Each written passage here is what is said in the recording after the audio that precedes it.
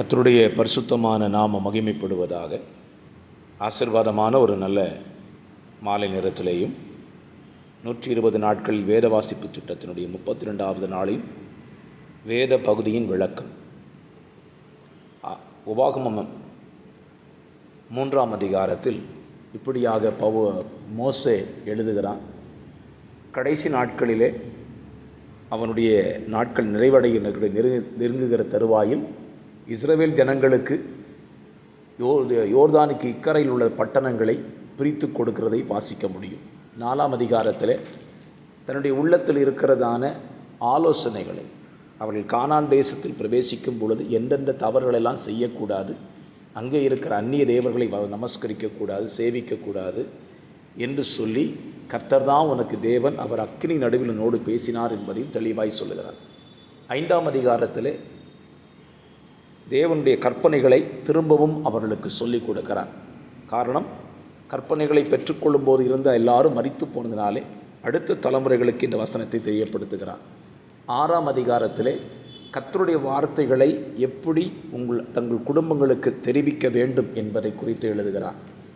7ஆம் அதிகாரத்திலே கர்த்தர் உங்களுக்கு கொடுக்கிற தேசத்திலே அந்த தேசத்தின் குமாரத்திகளை நீங்கள் திருமணம் செய்யக்கூடாது, அப்படி செய்தால் உங்களுக்கு தீமையை அது உங்களுக்கு கண்ணியாக இருக்கும் என்பதையும், கர்த்தர் உங்களுக்கு செய்த அற்புத அடையாளங்களை நீங்கள் மறந்துவிடக்கூடாது என்பதையும், நீங்கள் பிரவேசிக்கும் தேசத்தில் இருக்கிறதான ஜாதிகளை கர்த்தர் கொஞ்சம் கொஞ்சமாக உங்களை விட்டு துரத்தி உங்களுக்கு தேசத்தை சுதந்திரித்து கொடுப்பார் என்பதை குறித்தும் மிக தெளிவாக இந்த அதிகாரத்தில் அவன் சொல்வதை நீங்கள் வாசிக்க முடியும். ஆமென்.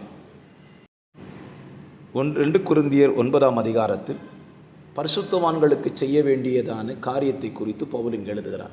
இந்த அதிகாரத்தில் கர்த்தருக்கு கொடுக்கிறதை குறித்து மிக தெளிவாய் சொல்லுகிறார்.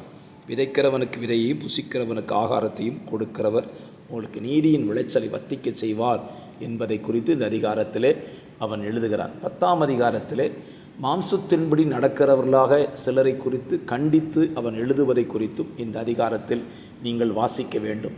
நாங்கள் அளவுக்கு மிஞ்சி மேன்மை பாராட்டாமல் உங்களிடம் வரைக்கும் வந்தத்தக்கதாக தேவன் எங்களுக்கு அளந்து பகிர்ந்து கொடுத்த பிரமாணத்தின்படியே மேன்மை பாராட்டுகிறோம் என்று சொல்லி, மேன்மை பாராட்டுகிறவன் கர்த்தரை குறித்து தான் மேன்மை பாராட்ட வேண்டும் என்று சொல்லி அவன் எழுதுகிறான். 11ஆம் அதிகாரத்திலே சபை என்பது யார், அவர் எப்படிப்பட்டவர்கள், கிறிஸ்து என்னும் ஒரே கற்புள்ள கன்னிகையாய் கொடுக்கப்பட்டது போல சமமாக இருக்கிறது என்றும், ஸ்திரீயானது சர்ப்பத்தினால் ஸ்திரீ வஞ்சிக்கப்பட்டது போல நாம் வஞ்சிக்கப்படக்கூடாது என்பதை குறித்தும், நாம் மாம்சத்துக்கேற்றபடி மேன்மை பாராட்டக்கூடாது என்பதை குறித்தும், நான் மேன்மை பாராட்டுவதற்கு என வழி இருக்கிறது என்பதை குறித்தும் அவன் சொல்லுகிறான். தன்னுடைய ஊழிய பாதையிலே அவன் பட்ட பாடுகளை குறித்து 24ஆம் வசனம், 25ஆம் வசனம், 26, 27 வசனங்களிலே மிக தெளிவாய் எழுதுகிறான். 12ஆம் அதிகாரத்தில் பவுலுடைய சொந்த வாழ்க்கையை குறித்து, தனக்கு இருந்த பலவீனத்தை குறித்தும், பலவீனத்துக்காக ஜெபித்த பொழுது கர்த்தர் கொடுத்த பதிலை குறித்தும் அவன் எழுதுகிறான். 13ஆம் அதிகாரத்தில் 3ஆம் தரம் நான் உங்களிடத்தில் வருகிறேன் என்பது கொரிந்து சபைக்கு பவுல் 3வது தடவை சபைக்கு போனதாக எழுதுகிறான். இந்த அதிகாரத்தில் கடைசியாக நாம் பரீட்சைக்கு நில்லாதவர்கள் என்பதை அறிய வேண்டும் என்று எழுதுகிறான்.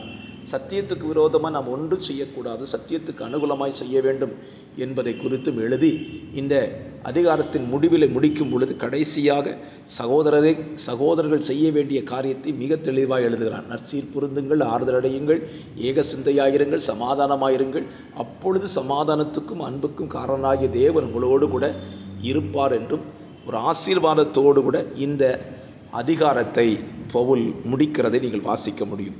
இன்றைக்கு சபைகளிலே ஆசீர்வாதம் கூறக்கடவோம் என்று சொன்னால் 2 கொரிந்தியர் 13ஆம் அதிகாரம் அதனுடைய 14ஆம் வசனத்தை தான் எல்லாரும் சொல்லுகிறார்கள்.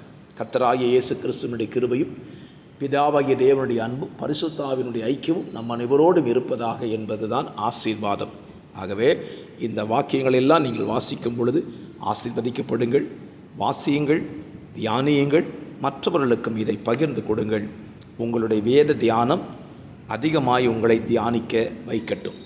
ஆமென். ஜெபிக்கலாம். பரிசுத்தமுள்ள நல்ல பிதாவே, ஆசீர்வாதமான ஒரு நல்ல மாலைவேளையிலேயும் இந்த வேத தியானத்தை தியானிக்க உதவி செய்ததற்காக நன்றி. வாசிக்கிறவர்களும் கேட்கிறவர்களும் இதை ஆண்டவரை தியானிக்கிறவர்களும் ஆசீர்வாதமாய் இருக்க கர்த்தர் கிருபை பாராட்டும்.